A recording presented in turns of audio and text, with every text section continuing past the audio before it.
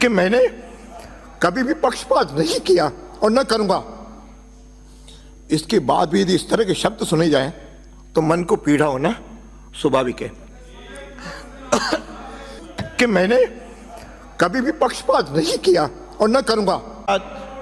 अरे हो गई। माननीय सदस्यगण, सब लोगों ने जो आसन के प्रति भावनाएं प्रकट की, मैं उनका सम्मान करता हूं, आदर करता हूं और उनको अपनी ओर से आभार भी व्यक्त करता हूं। भारत में लोकतांत्रिक व्यवस्था है। लोकतांत्रिक व्यवस्था में संसद, विधानसभाएं सब उसमें काम कर रही हैं। सन 52 से लेकर के राजस्थान विधानसभा भी काम कर रही है। और तब तो मैं छोटा था, लेकिन जब से समझ आई तब से विधानसभा की कार्रवाई समाचार पत्र में लगातार पढ़ता रहा हूं। लेकिन तब से लेकर के आज तक कभी भी ऐसी घटना नहीं घटी।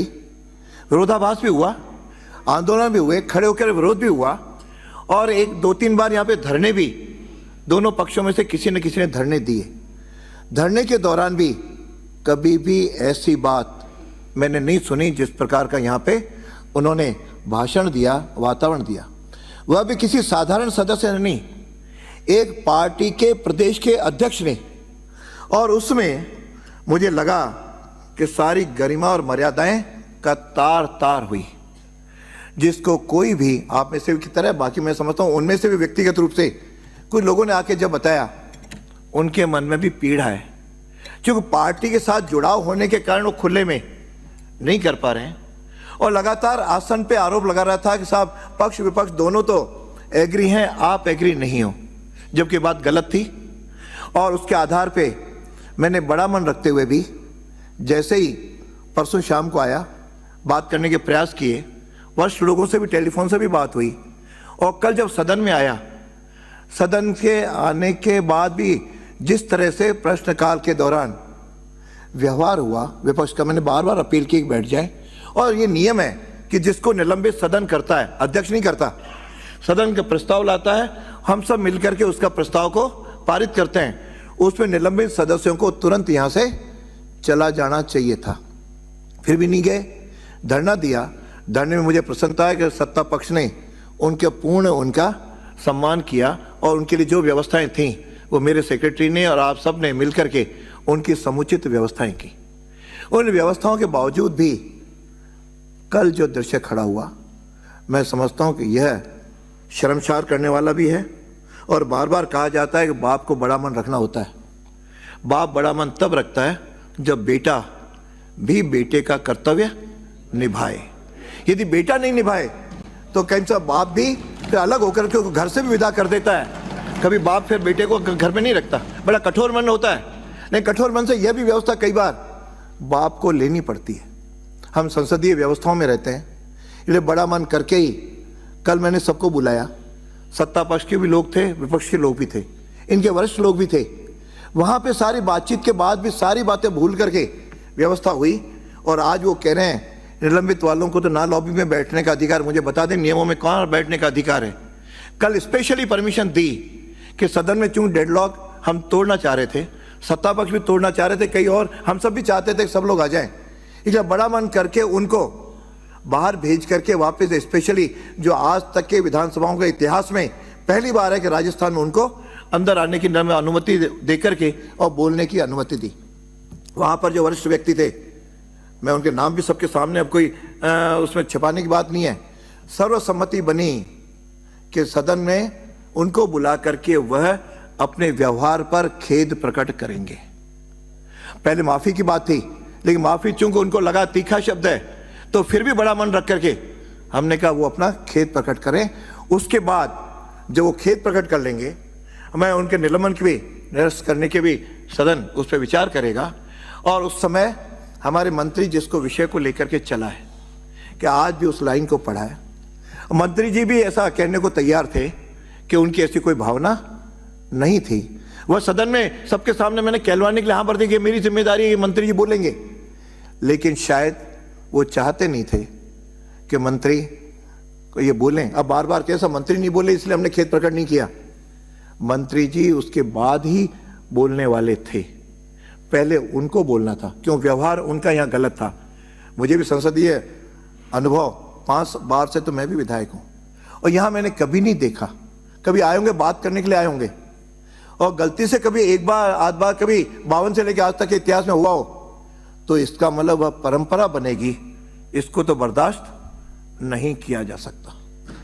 और आपने लोकसभा की भी मैंने कल पढ़ करके बताई थी, वहां तो यहां तक है कि यदि कोई ऊपर चढ़ने का प्रयास करेगा, चढ़ेगा, तो उसके निलंबन के लिए प्रस्ताव लाने की भी आवश्यकता नहीं है, वह स्वतः निलंबित हो जाएगा।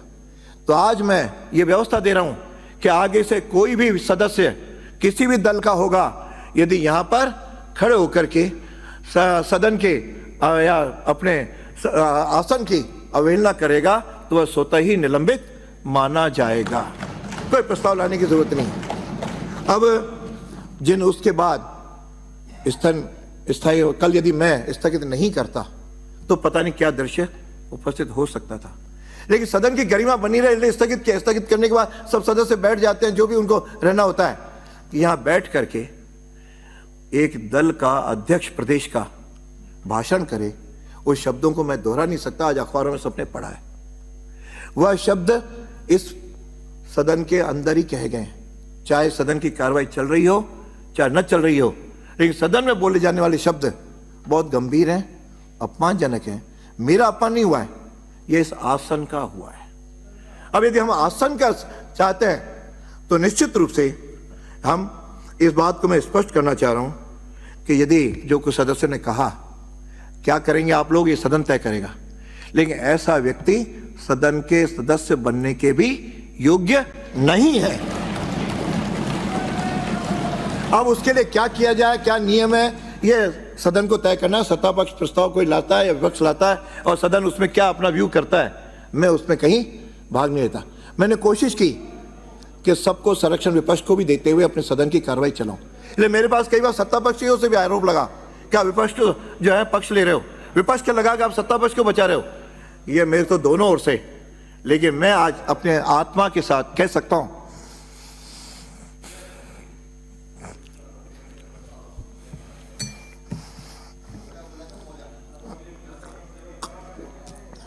कि मैंने कभी भी पक्षपात नहीं किया और न करूंगा। इसके बाद भी यदि इस तरह के शब्द सुने जाएं, तो मन को पीड़ा होना स्वाभाविक है।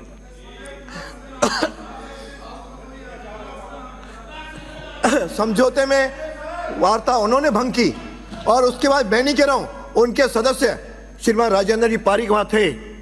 आप में से वो तो कहते हैं गीता पे हाथ रख के कहें, वो वैसे ही कह रहे हैं कि जो समझौता हुआ उसका पालन नहीं किया गया।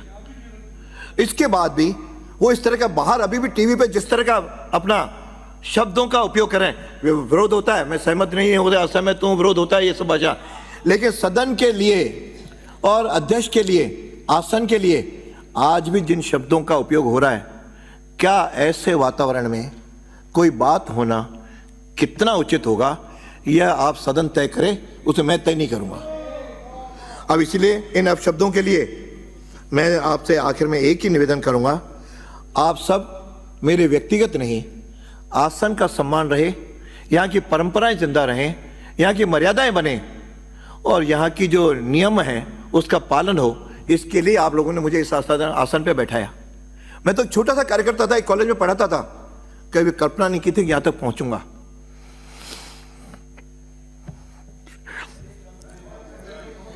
लेकिन मुझे आपने पहुंचाया। ऐसे शब्द सुनने के लिए तो मैं आसन पे नहीं आया हूं, अध्यक्ष नहीं बना हूं। इसलिए अब आप लोगों पे छोड़ता हूं कि यह इस पे क्या किया जाए, कैसे किया जाए, कौन करे, लेकिन इस पे कठोरतम विचार करके, ठीक है विरोध होते हैं, अल्टीमेटली बातचीत भी होती है, लेकिन बातचीत का भी आधार क्या हो, किस बातों पे हो, तो यह सब कैसे समाधान हो, इस पर आप लोगों को विचार करने की आवश्यकता है। मुझे इतना ही आपसे निवेदन करना है कि सदन के आसन की मर्यादा रखने के लिए, सदन की मर्यादा रखने के लिए हम सब कृत संकल्प हैं, और आप सब लोग भी उसके प्रति कटिबद्ध रहें। इतनी बात कहते हुए अपनी बात पता करता हूं, पूरी करता हूं। अब चूंकि बहस होनी है, कान के आंसू है, लोकतंत्र आजीवन बैन लगना चाहिए तोड़ासरी जी के चुनाव पर, हम लोग आजीवन बैन लगना चाहिए। उसको बुला लो, फूल सिंह जी। आज भारतीय संविधान रोए। हाँ अजय आसन, अब अपनी बहस शुरू हो। इसमें सबसे पहले